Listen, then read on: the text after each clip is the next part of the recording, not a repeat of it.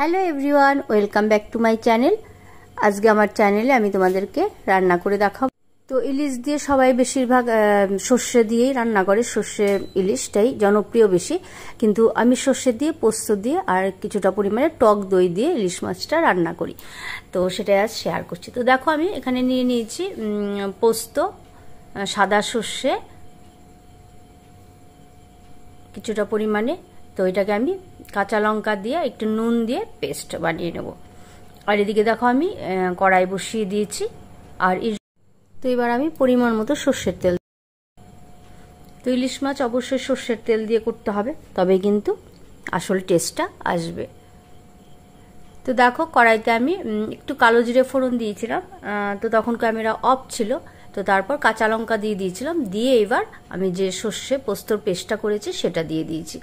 দিয়ে একটু সময়ের জন্য গ্যাসটাকে সিম রেখে আমি একটু নাড়াচাড়া করে নিয়ে এবার দই, একটু হলুদ দিয়ে, একটু চিনি, একটু নুন দিয়ে ফেটিয়ে রেখেছিলাম, তো সেটাকে আমি এবার দিয়ে দিলাম। দিয়ে এবার খুব সুন্দরভাবে এটাকে কিন্তু রান্না করতে হবে।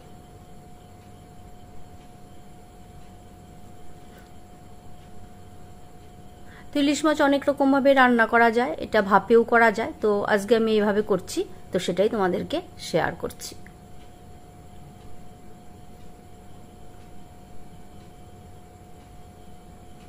তো এটাকে কিছু সময়ের জন্য আমি ফুটিয়ে নিয়েছি, একটু কষাতে কষাতে। তো এবার দিয়ে দিলাম আমি পরিমাণ মতো আরেকটু নুন। আমি স্বাদটা আরেকটু টেস্ট করে দেখলাম যে আরেকটু নুন দরকার, তো আমি আরেকটু নুন অ্যাড করে দিলাম।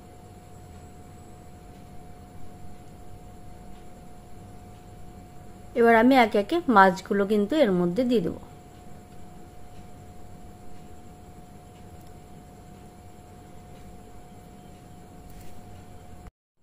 তো অনেকে ইলিশ মাছ ভেজে রান্না করে, তো আমি কিন্তু ইলিশ মাছ কখনো ভাজি না। ভাজলে কিন্তু ইলিশ মাছের যে আসল টেস্টটা সেটা কিন্তু চলে যায়। তো সেই জন্যই ইলিশ মাছ কাঁচা রান্না করলেই কিন্তু বেশি টেস্ট হয় খেতে।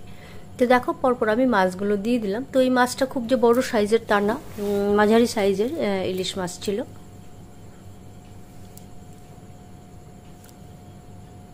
তো দিয়ে খুব ভালো করে কিন্তু একটু নেড়ে দিতে হবে, যাতে মাছের ভেতরে খুব ভালোভাবে মশলাগুলো যায়।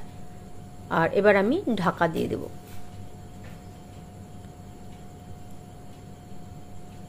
একটু পরিমাণ মতো জল দিয়ে দিলাম, জল দিয়ে আমি ঢাকা দিয়ে দেব। তো ভাপে ভাপেই কিন্তু এটা রান্নাটা হবে ধীরে আস্তে, আর গ্যাসের ফ্লেমটা একদমই লো থাকবে। তো সবাইকে অনেক অনেক ভালোবাসা আমার চ্যানেলে ভিজিট করার জন্য। যারা পুরনো বন্ধু তাদেরকে আমার অনেক অনেক ভালোবাসা, যারা নতুন বন্ধু তাদেরকেও আমার অনেক অনেক ভালোবাসা।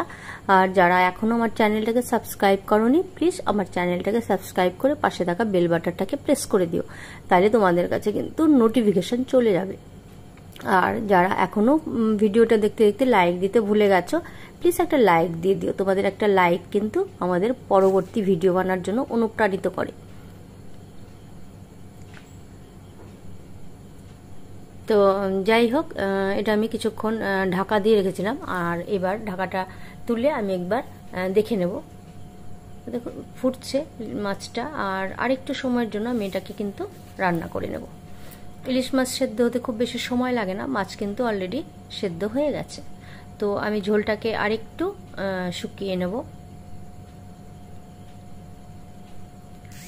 তো মাছটা কিন্তু খুব ভালো ছিল, খুব সুন্দর একটা সেন্ট যেটা ইলিশ মাছের সেটা কিন্তু পাওয়া যাচ্ছে। তো আরেকটু সময়ের জন্য আমি মাছকে ঢাকা দিয়ে রান্না করছি। তো দেখো, এবার কিন্তু এটা হয়ে গেছে। আর গ্যাস বন্ধ করে দিলে কিন্তু ঝোলটা আরও একটু টেনে নেবে। তো কালারটাও কিন্তু দেখো খুব সুন্দর এসেছে। তো আমি গ্যাসটা বন্ধ করে দিলাম। গ্যাস বন্ধ করে এবার কিন্তু নামানোর আগে একটু সর্ষের তেল আমি দিয়ে দিলাম, তাতে কিন্তু সর্ষের তেলের ফ্লেভারটা খুব ভালো লাগবে। তো দেখো, খুব সহজভাবে সর্ষে পোস্ত ইলিশের রেসিপিটা তোমাদেরকে আমি শেয়ার করলাম। কেমন লাগলো অবশ্যই কিন্তু তোমরা কমেন্ট করে জানিও। আর হ্যাঁ, ভালো লাগলে একটু শেয়ার করে দিও তোমাদের বন্ধুদের সাথে আর ফ্যামিলি মেম্বার্সদের সাথে। তোমাদের কমেন্ট পড়তে কিন্তু আমার খুব ভালো লাগে। তো আজ এখানেই শেষ করছি। সবাই সুস্থ থেকো, ভালো থেকো, সবাইকে এক রাশ ভালোবাসা। টাটা।